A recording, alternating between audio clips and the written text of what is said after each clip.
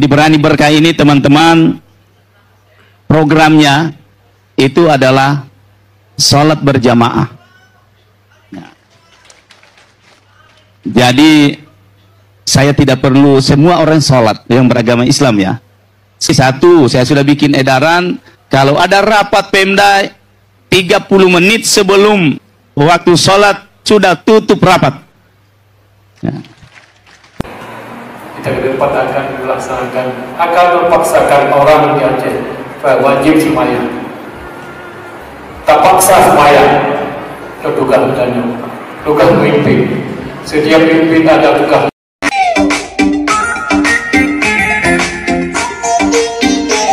Assalamualaikum warahmatullahi wabarakatuh. Saudara Lun fi ayyi makan.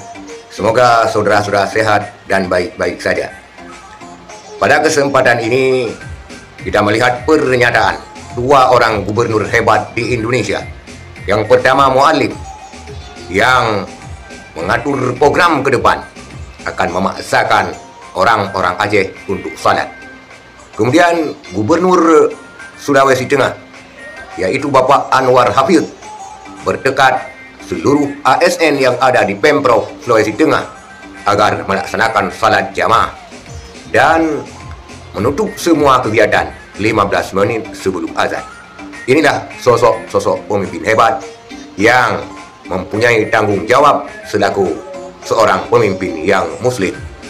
Kita tidak mengekspos lagi tentang pernyataan Mu'alim karena sudah kita ekspos pada berita sebelumnya ketika Mu'alim berpidato di Masjid Raya Baitur Rahman Banda Aceh. Kini kita lihat pernyataan daripada Gubernur Sulawesi Tengah, yaitu Bapak Anwar Hafidh. Inilah videonya. Jadi Berani Berkah ini teman-teman, programnya itu adalah sholat berjamaah.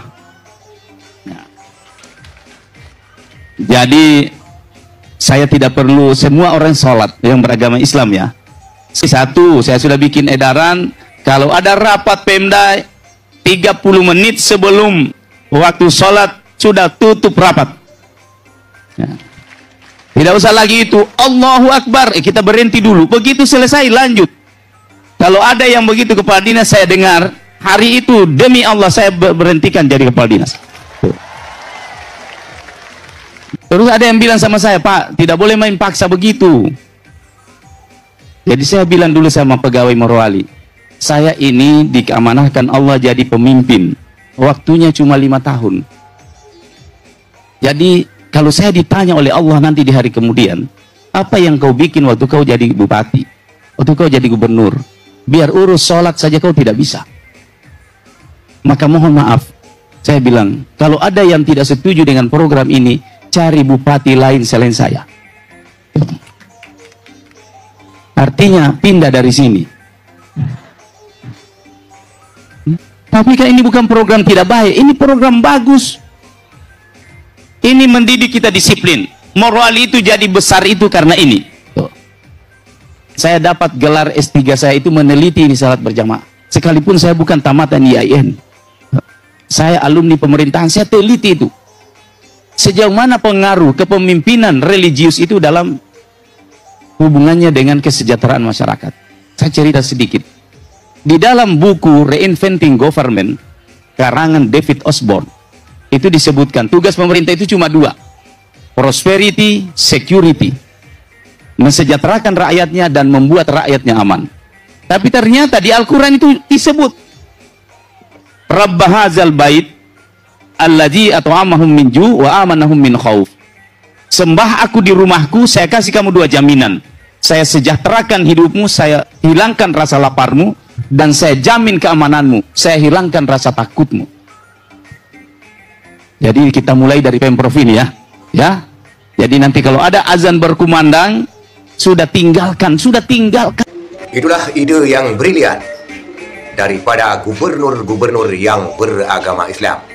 Di antara lain Gubernur Nanggro Aceh, yaitu gubernur dari pemerintah Aceh, Mu'alim, akan memaksakan orang-orang Aceh untuk sholat. Dan juga akan mengirimkan surat-surat edaran kepada toko-toko yang ada di Aceh, warung-warung yang ada di Aceh, untuk menghentikan kegiatannya waktu azan berkumandang dan juga waktu salat. Gubernur Sulawesi Tengah yang tidak ada kanun syariatnya juga berkomitmen sama. Dia berkomitmen terhadap ASN di lingkup Pemprov Sulawesi Tengah agar ikut arahannya tentang salat berjamaah. Bila tidak mau padanya, silakan cari gubernur lain, artinya pindah ke daerah lain. Itulah yang patut kita apresiasi dan kita banggakan daripada pemimpin-pemimpin muslim yang mengerti akan tanggung jawab. Sekian saudara sekalian, terima kasih. Assalamualaikum warahmatullahi wabarakatuh.